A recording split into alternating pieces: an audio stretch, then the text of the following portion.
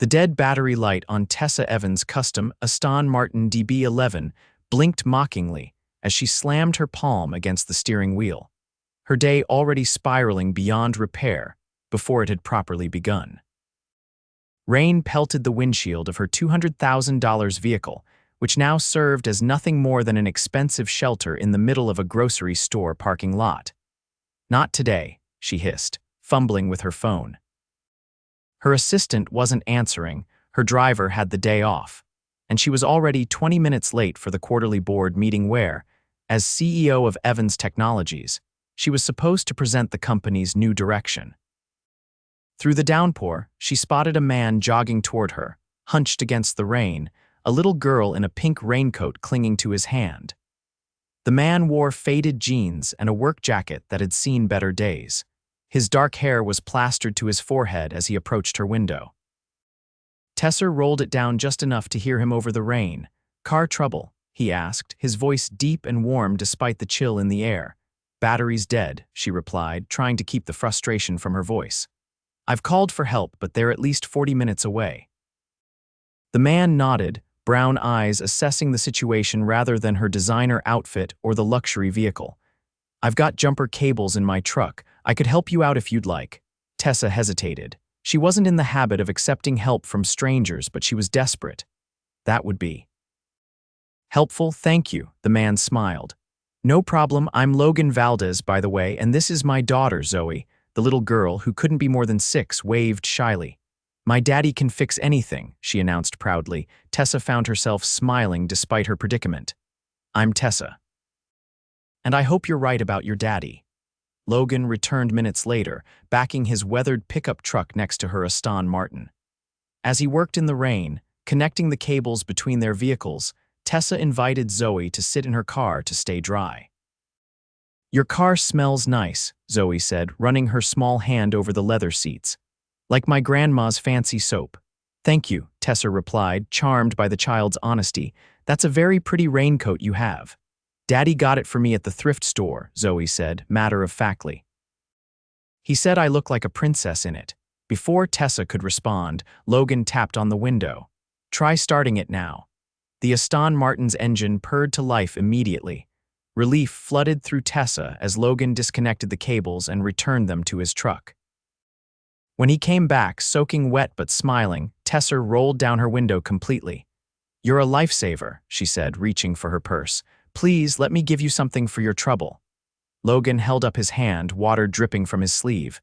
"No need, happy to help."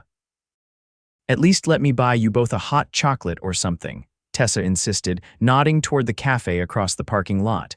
"You're soaked, and it's the least I can do." Logan glanced at his watch, then at his daughter's hopeful face. "Well, I suppose we have time for hot chocolate, don't we, Zoe?"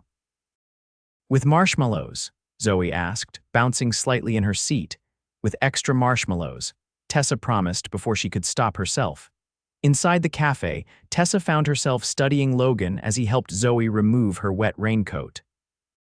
His movements were gentle but efficient, his focus entirely on his daughter's comfort. It was refreshing. The men in Tessa's world were always focused on the next deal, the next acquisition, the next rung on the corporate ladder. "So," Logan said as they settled at a table with their drinks, "what brings you out in this weather?" Tessa hesitated. She rarely discussed her work with strangers, but something about Logan's direct gaze made her want to be honest. "I was supposed to be at a meeting." "A rather important one, actually." "Shouldn't you be heading there now then?" he asked, looking concerned. Tessa shook her head.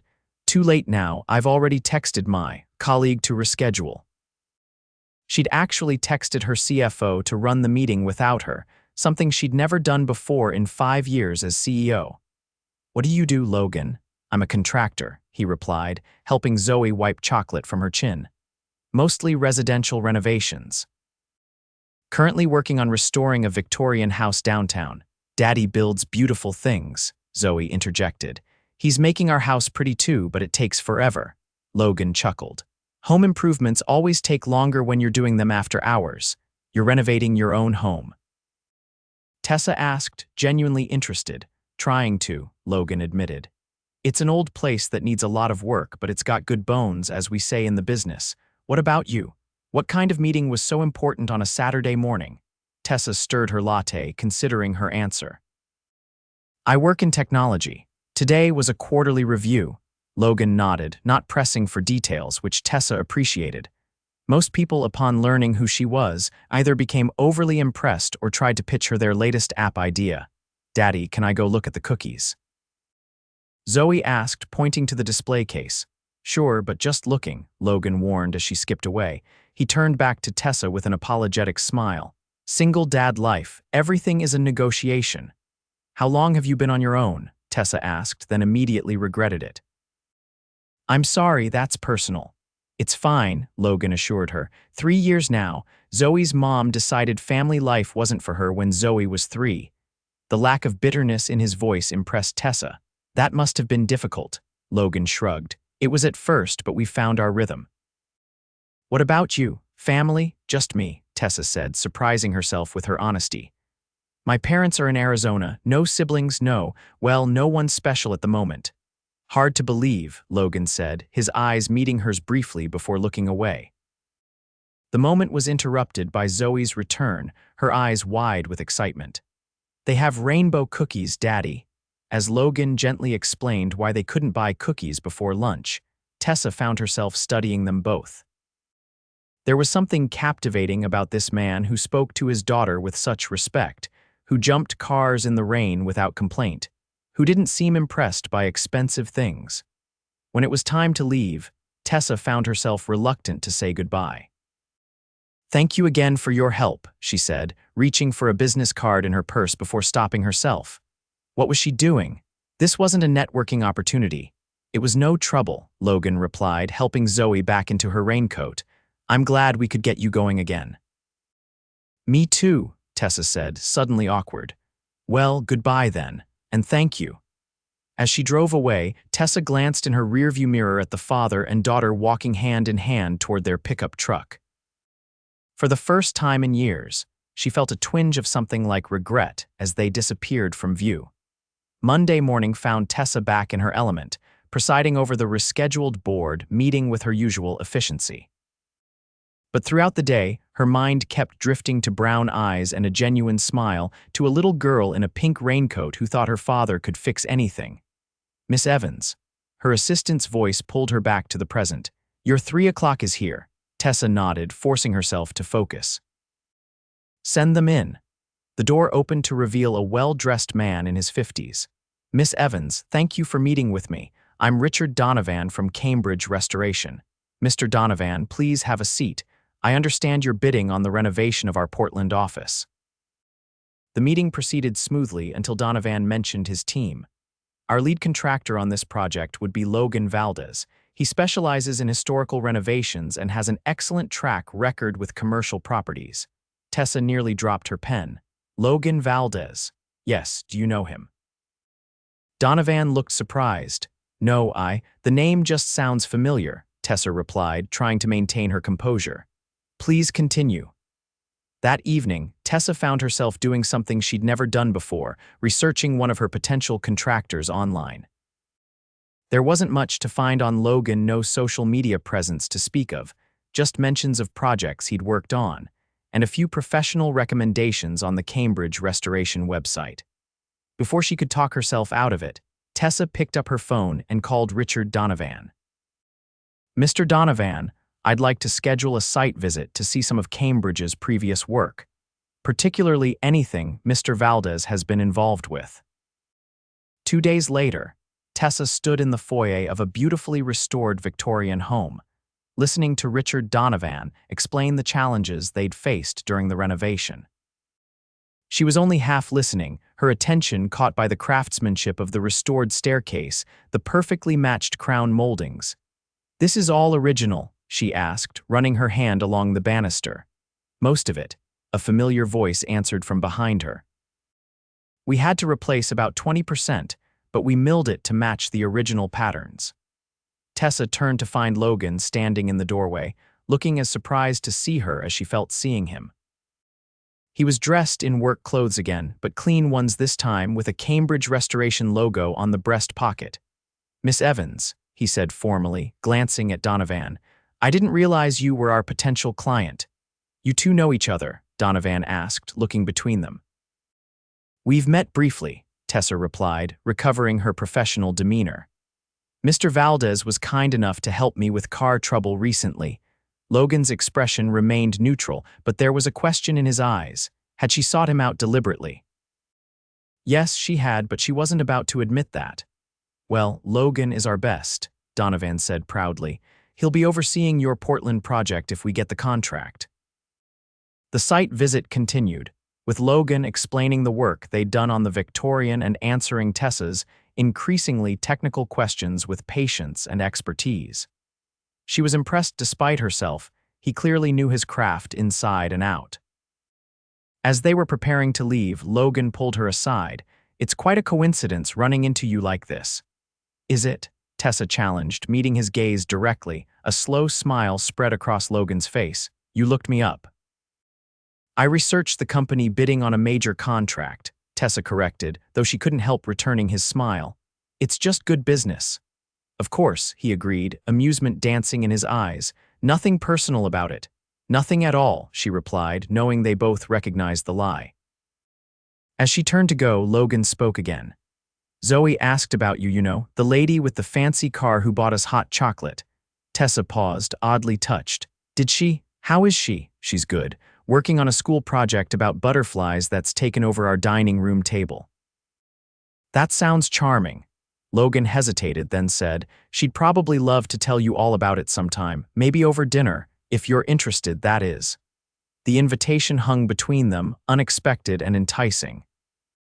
Tessa knew the professional thing would be to decline, at least until after the contract was awarded.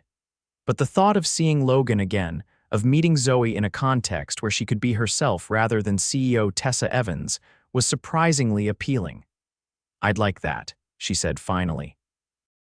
But perhaps we should wait until after your company's bid has been decided, to avoid any appearance of impropriety.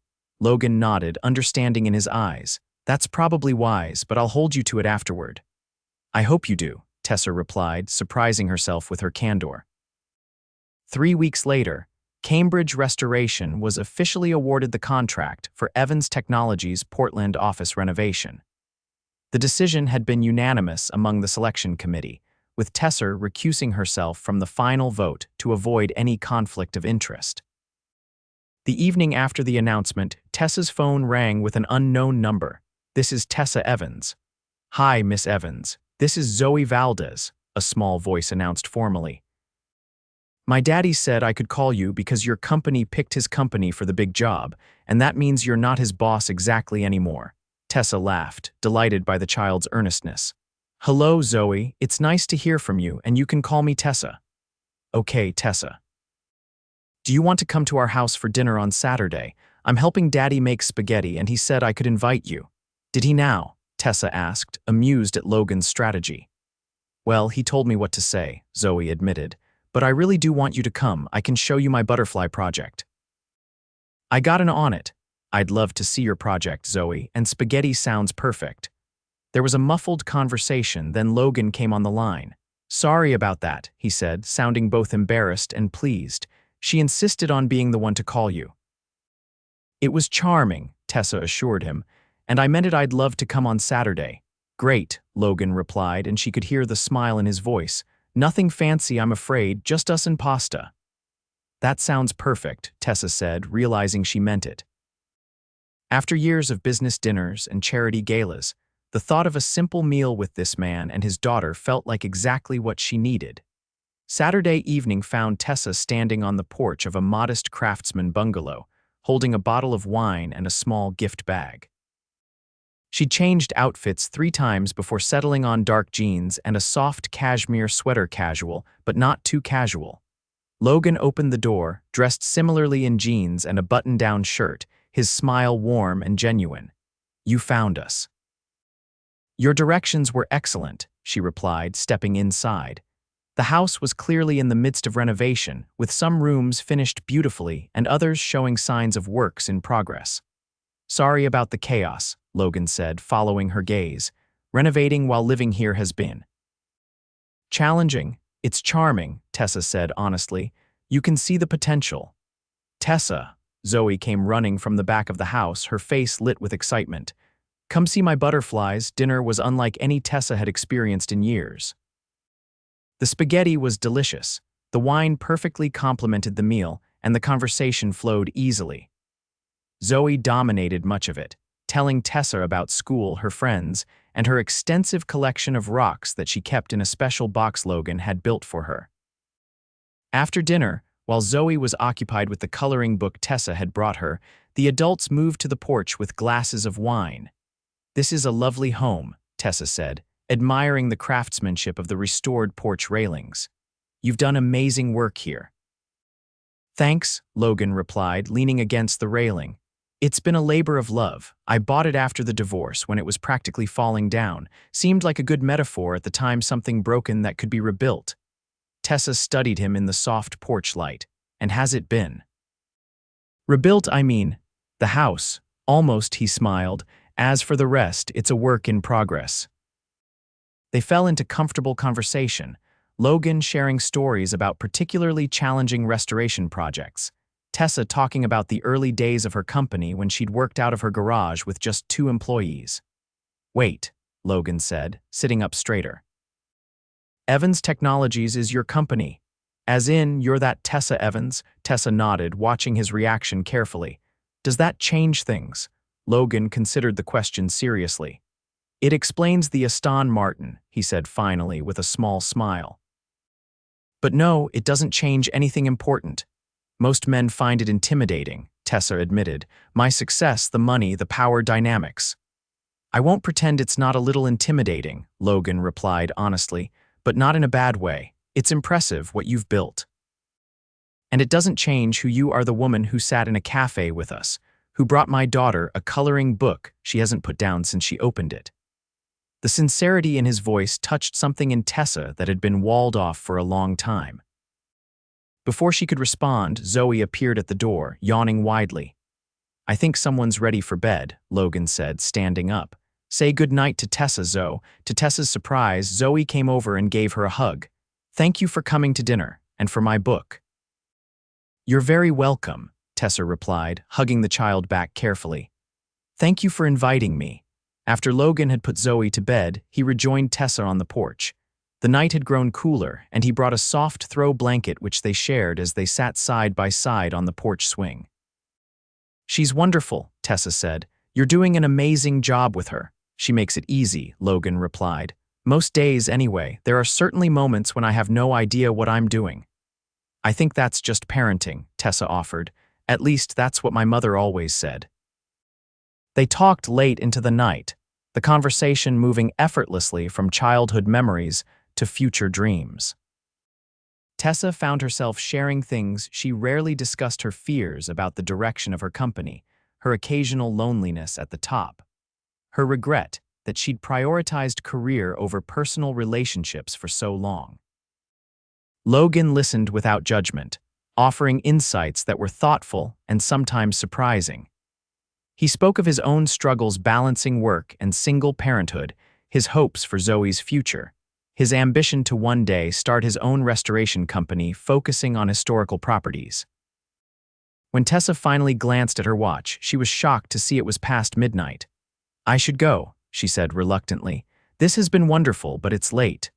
Logan walked her to her car, their steps slow as if neither wanted the evening to end. At her car door, he paused, looking down at her with an intensity that made her pulse quicken. "I'd like to see you again," he said simply, "just to be clear about my intentions." Tessa smiled. "I'd like that too, very much." He leaned down slowly, giving her time to pull away if she wanted, but Tessa found herself moving toward him instead. The kiss was gentle, questioning at first, then deepening as she responded. His hand came up to cup her face, his touch warm against her skin. When they finally parted, Tessa felt slightly dazed, as if something fundamental had shifted in her world. "Good night, Tessa," Logan said, his voice low. "Good night," she replied, getting into her car with reluctance. As she drove home, Tessa realized she was smiling. For the first time in longer than she could remember, she felt the spark of something new and exciting, something that had nothing to do with business deals or corporate strategy. Over the next few months, Tessa found herself becoming a regular fixture at the Valdez household. She joined them for movie nights and Sunday brunches. She helped Zoe with her homework while Logan worked on the house. She brought takeout on evenings when Logan was exhausted from a long day at the Portland site. For his part, Logan began to understand Tessa's world as well. He accompanied her to a charity gala, looking devastatingly handsome in a rented tuxedo. He listened patiently when she needed to vent about board politics. He never seemed intimidated by her success or her wealth, treating both as simply parts of who she was rather than defining characteristics. Their relationship deepened, growing in quiet moments. Logan teaching Tessa how to use a power drill as they worked on building a butterfly garden in his backyard. Tessa showing Logan and Zoe her childhood home when they traveled to Arizona to meet her parents, the three of them creating new traditions together, like pancake Saturdays and monthly picnics at the park regardless of weather. There were challenges, of course. Tessa's schedule was demanding and unpredictable. Logan sometimes struggled with the disparity in their financial situations, especially when Tessa's natural generosity led her to want to solve problems with money. Zoe went through a brief period of testing boundaries, worried that Tessa might take her father's attention away. But they faced each challenge with honesty and communication, finding compromises and solutions together. Tessa learned to carve out sacred time for her new family, keeping certain days' work free no matter what crisis arose.